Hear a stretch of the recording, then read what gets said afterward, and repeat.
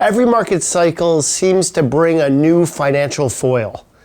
We've had the dot-com delusion, the housing crisis hydra, and most recently, the pandemic pause.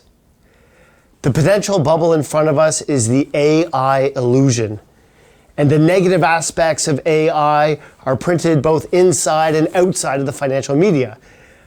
But is it a bubble? We don't know, and we'll only know that in hindsight. But let's all be honest, we can't help ourselves. We continue to click and scroll, reading about potential crisis and catastrophe one after the other. And it's almost like we're looking at the savannah like 1,000 years ago, just waiting for something to jump in the distance. And for thousands of years, this really helped us. But now does it just keep us subscribed? But risk is worth talking about, because what we're actually afraid of is not risk, it's noise. And when we look to professional investors like Warren Buffett and Howard Marks, they define risk as the permanent loss of capital. Not a bad headline, not a bad month, losing your money. And that distinction matters. Remember the cannabis hype in 2019? Cannabis was going to supplant alcohol, cure all diseases, and send investors' savings all the way to the moon. And for a little while, this did happen, until the brakes were tapped, and the brakes were never let go. The Marijuana Life Sciences Index plummeted over 90%. Investors never recovered. That's permanent loss of capital. Or consider the assignment craze in Toronto's pre-construction condo market just a few years ago. This is where people put down a small amount of money, say $40,000, on an $800,000 condo. These people had no intention of ever taking ownership of the condo. The plan was to sell the contract well before. Fast forward to where we are today. Markets have cooled. Demand has softened. And the developer has finished construction and they're ready to close.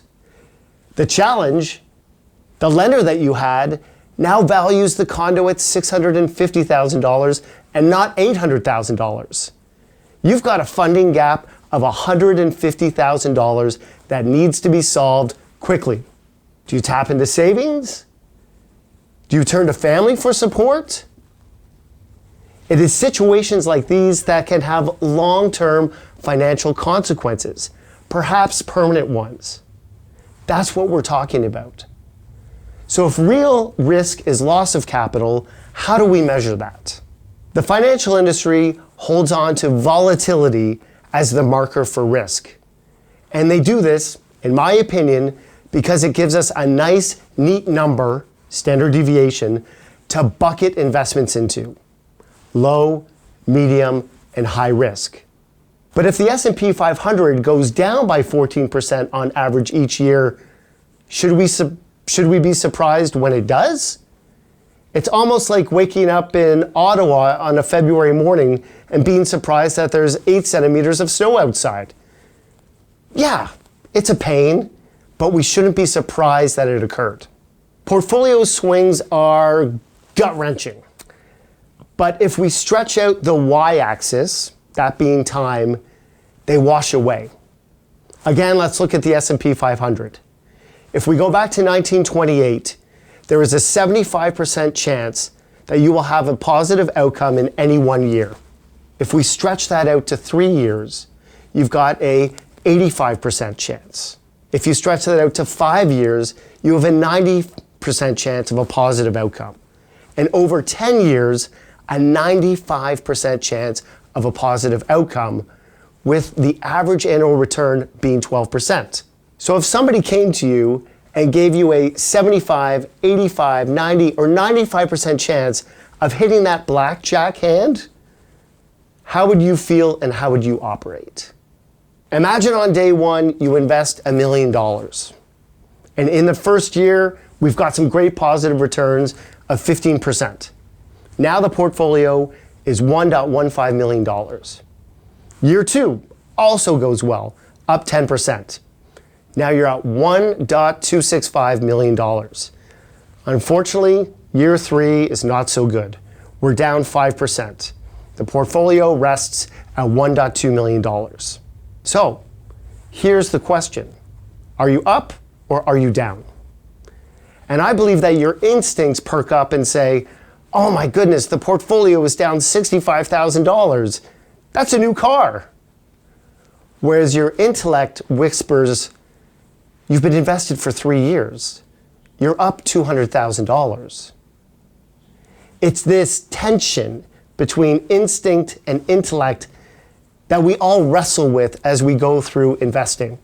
It's normal for all of us. Let's talk about today. We've had 3 positive calendar years behind us. 2023, 2024, and 2025. And I'm not calling for a market crash this year, but volatility is inevitable. So what are the prescriptions to be ready for it? Number 1, stay diversified.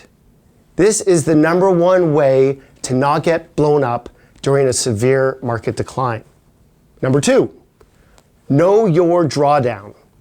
This means understanding how far your portfolio could go down in a severe market downdraft. You need to internalize this number, feel this number, and get comfortable with this number. Number 3, you need to have your cash needs on hand. This means having 12 to 18 months of your withdrawals set aside in cash. This can help you avoid taking out money when things have gone down. Fourthly, trust the management teams inside the portfolios. Trust the companies that you own. They are world class. They have dealt with economic cycles like this before, and they always adapt and come out innovating new things. That's why we own them. If you have any questions, let me know, and I hope you're all well.